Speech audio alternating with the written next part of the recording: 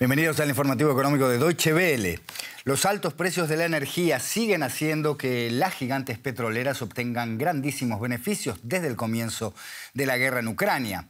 La energética británica BP ha reportado, por ejemplo, este martes más del doble de beneficios en el tercer trimestre de este año en comparación con el mismo periodo del anterior, gracias a los elevados precios de las materias primas. Concretamente, las ganancias de BP se dispararon a más de 8.000 millones de dólares. La petrolera estatal de Arabia Saudita, Aramco, por su parte, obtuvo beneficios por la friolera de 42.000 millones de dólares.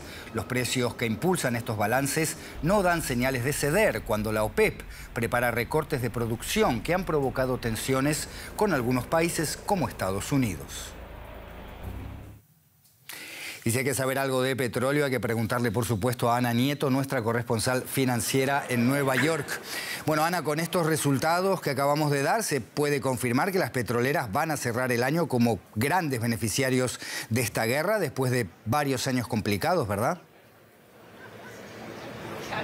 Sí, esta época de presentación del tercer trimestre en los resultados de las empresas está mostrando un cambio de aires y un cambio de la fotografía fija de cómo están haciendo las empresas las cosas.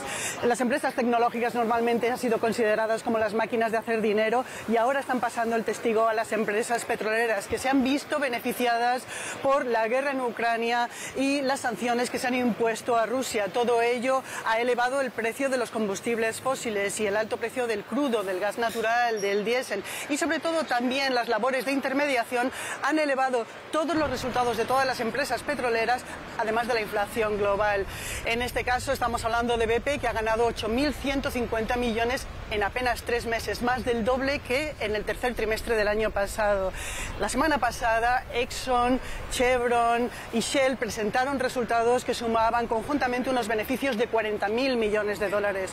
Todo esto, por supuesto, se traslada al mercado de valores, que este año tiene casi todos sus índices en negativo, pero Exxon está ganando un 75% más sus acciones y vuelve a ser uno de los top 10 del S&P 500. Está en máximos históricos y también están en máximos casi todas las empresas del sector. Y Ana, estos resultados llegan cuando Estados Unidos, la mayor economía del mundo y también la sede de muchas de estas petroleras, considera unirse a otros países con un gravamen especial a estos beneficios extraordinarios. Ha sido un poco inoportuno para estas petroleras tener que presentar estos balances ahora mismo, ¿no? ¿Vos qué opinás? Bueno, es innegable que llegan en un momento en el que hay mucha tensión porque obviamente todos estos beneficios están provocando a la vez muchos problemas en los consumidores en Europa, en Estados Unidos y son uno de los determinantes de la elevada inflación en casi todo el mundo. Todo esto obviamente al gobierno de Joe Biden le llega a pensar que qué van a hacer estas petroleras para compensar este problema que tienen los consumidores. Joe Biden no cree que dar más dividendo o recomprar acciones para subir el precio de la acción sea la respuesta para ello. No obstante, una empresa como Exxon va a reactivar su programa de recompra de acciones con 15.000 millones de dólares, la misma cantidad, 15.000 millones de dólares que va a dedicar al dividendo, cuando sus inversiones no hacen más que bajar. Ana Nieto, Nueva York, gracias por este análisis. Hasta cualquier momento. Este martes entró en vigor la Ley Europea de Mercados Digitales, una ley que fija nuevas normas antimonopolio con el objetivo de combatir el abuso de poder de gigantes tecnológicos como Google, Amazon, Facebook, Apple. Sus disposiciones, no obstante, comenzarán a aplicarse dentro de 6 meses. El objetivo es poner fin a las prácticas desleales de las grandes plataformas de Internet que sirven de enlace entre empresas y consumidores. La Unión Europea se ha propuesto regular mejor plataformas digitales como Google, Amazon y Meta a través de la Ley de Mercados Digitales. El objetivo es que las grandes empresas permitan la participación de las más pequeñas, de manera que haya una competencia justa con reglas democráticas. La Ley de Mercados Digitales marcará las reglas del juego. En realidad es bastante similar a lo que se hizo hace mucho tiempo en la banca, las telecomunicaciones, el sector energético o el transporte, en donde la regulación y la competencia van de la mano. Finalmente creamos la misma realidad aquí. Se ha dicho que era como en el viejo oeste y que tenían las cosas en su mano. Y hemos tomado el poder porque somos autoridades políticas. Les decimos, son bienvenidos en este espacio, que es el mercado único digital, pero solo jugamos según nuestras reglas. La nueva ley también obliga a combatir contenidos ilícitos y garantizar más equidad. Si una plataforma infringe la nueva normativa, la Comisión podrá imponerle multas de hasta el 10% de la facturación del año anterior. Y ahora rápidamente un repaso por otras noticias de esta jornada. Pfizer anunció ganancias por 8.600 millones de dólares en el tercer trimestre del año, mucho más de lo esperado, y elevó sus previsiones anuales de venta de vacunas contra el coronavirus. La farmacéutica estadounidense espera ingresar este año unos 34.000 millones de dólares por las ventas de su inmunizante Comirnaty, 2.000 millones más que en su estimación anterior. Elon Musk, nuevo director de la red de mensajería Twitter, disolvió el consejo de administración de la compañía, un movimiento que se produce después de la destitución de otros altos ejecutivos. Musk ya había anunciado nuevos reajustes como el despido de personal, así como cambios en la forma de verificación de las cuentas de Twitter. Un tribunal de Estados Unidos bloqueó la fusión de dos importantes editoriales de libros. Se trata de Penguin Random House y su rival Simon & Schuster. El acuerdo habría tenido un valor de 2.200 millones de dólares, pero el juez del caso advirtió que la fusión reduciría la competencia en la industria editorial. Penguin Random House es propiedad del conglomerado alemán de medios Bertelsmann. Y la cadena de grandes almacenes líder en Alemania, la galería Karstadt Kaufhof, volvió a declararse en quiebra. Este minorista cuenta con despedir a parte de sus 17.000 empleados y cerrar al menos una tercera parte de sus 131 filiales. El aumento de los precios energéticos y la caída de las ventas han golpeado a la empresa. Y la guerra de Ucrania ha hecho que su vecina Moldavia adopte un inesperado protagonismo, tanto política como económicamente. Entre otras cosas, por el puerto de Girgulesti, en el extremo sur del país. Su cercanía con la zona de guerra lo ha convertido en un importante punto de transbordo. La actividad es intensa en el puerto de Girgulesti, en Moldavia. A pesar de sus pequeñas dimensiones, solo 460 metros de longitud. Desde hace 9 años, el bávaro Matthias von Tucha gestiona el único acceso marítimo del país. Las instalaciones portuarias limitan directamente con Ucrania. El frente no está lejos de aquí.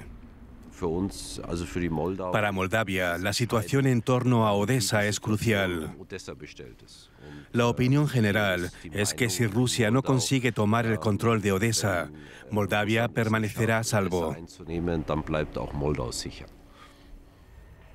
Al principio de la invasión de Ucrania, Rusia también se había marcado Moldavia como objetivo.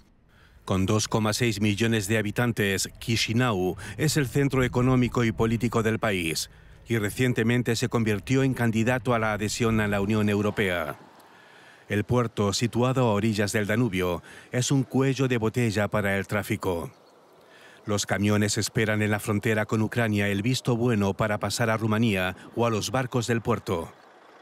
Los días de espera son una prueba de paciencia. La alcaldesa de Girgulesti tiene grandes planes: ampliar el puerto y construir nuevas carreteras de acceso, aunque la guerra en el país vecino proyecta una larga sombra.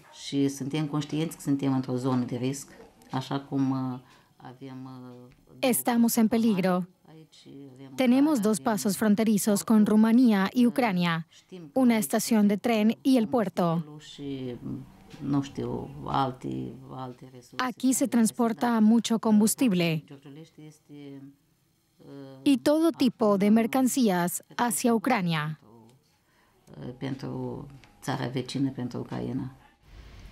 Grano procedente de Ucrania con destino a Egipto. Los cereales y el aceite de girasol son las exportaciones más importantes de Moldavia. El director de la autoridad portuaria confía en que las exportaciones de grano aumenten, sobre todo si los puertos ucranianos del Mar Negro siguen bloqueados. Sí, tenemos más grano. No puedo dar una cifra exacta, pero vemos claramente un aumento en el volumen. Los comerciantes que exportan grano lo están comprando en Ucrania. Gracias a su situación estratégica favorable, el puerto del Danubio es cada vez más importante para Ucrania. Ya ha comenzado su ampliación y pronto podrán atracar aquí buques portacontenedores.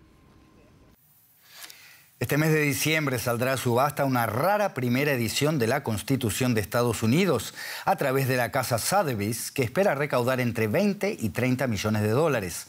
Existen 13 copias de la impresión original de la Carta Magna estadounidense que datan del año 1787. 11 de las 13 se encuentran en museos o instituciones. Las otras 2, incluida esta que va a salir a subasta, son de propiedad privada. La otra copia privada cayó bajo el martillo por más de 43 millones de dólares.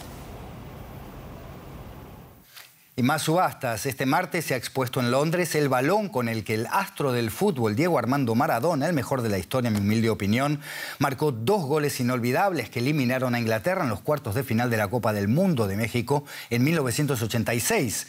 El gol ilegal de la famosa mano de Dios y el otro, el que es considerado el mejor de la historia de los mundiales.